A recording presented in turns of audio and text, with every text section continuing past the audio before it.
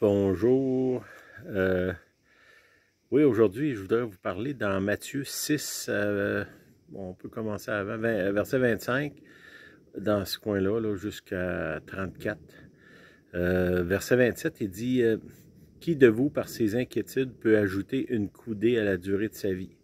Moi, je pense que, dans le fond, s'inquiéter, c'est pas ça qui rallonge la vie, là, c'est ça qu'il nous dit. Aussi, je pense que si on s'inquiète beaucoup, ça a un effet sur notre corps, sur nos relations avec les autres, sur notre esprit, notre âme, notre foi même. Puis, il continue au verset 31 en disant « Ne vous inquiétez donc point et ne dites pas que mangerons-nous, que boirons-nous, de quoi serons-nous vêtus, car toutes ces choses, ce sont les païens qui les recherchent. Votre Père céleste sait que vous en avez besoin. » Puis je vais m'arrêter sur ce passage-là. Là. Votre Père céleste sait que vous en avez besoin. Je pense que pour arriver à sortir de l'inquiétude, il y a cette idée-là que est-ce que j'ai reçu cette révélation-là? Parce que l'évangile de Jésus-Christ, c'est une religion qui est révélée. Jésus-Christ se révèle à nous lui-même par le Saint-Esprit, par le Père. Est-ce qu'on a reçu la révélation de l'amour du Père? Est-ce que j'ai cette profonde confiance, profonde foi que Dieu, c'est mon Père?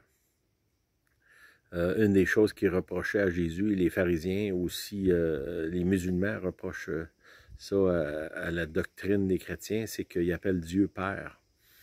Puis ici, ce qui nous dit, votre Père céleste. J'ai un Père céleste qui est là, qui lui, dans le fond, veut s'occuper de moi, me promet qu'il va s'occuper de moi. Puis là, je reviens encore avec l'idée du Notre Père, que ta volonté soit faite. Parce qu'il ne va pas me donner tout ce que je veux. Il y en a qui disent, ben, tout ce que vous demanderez en mon nom, je vais vous le donner. Ça ne veut pas dire tout ce qui vous passe par la tête, là. Ce qui vient de lui, en son nom, hein? Si tu me demandes dans le fond, si tu pries les révélations que je t'ai données, tu vas le recevoir.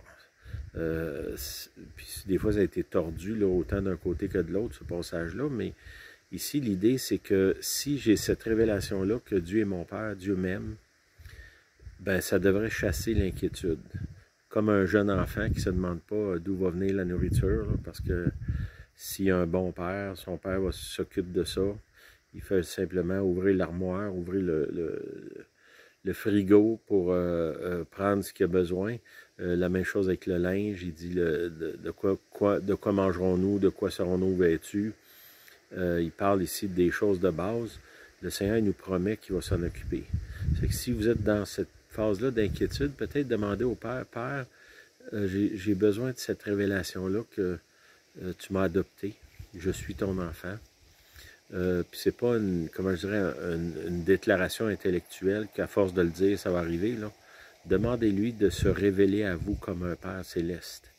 Puis cette révélation-là va chasser cette inquiétude-là qui est là chez beaucoup trop de gens, là, de chrétiens, qui ont accès à l'amour du Père, à la provision divine, à la divine providence, comme certains disent, de ne pas se priver de ça, mais de demander au Seigneur qu'il se révèle à vous comme un Père.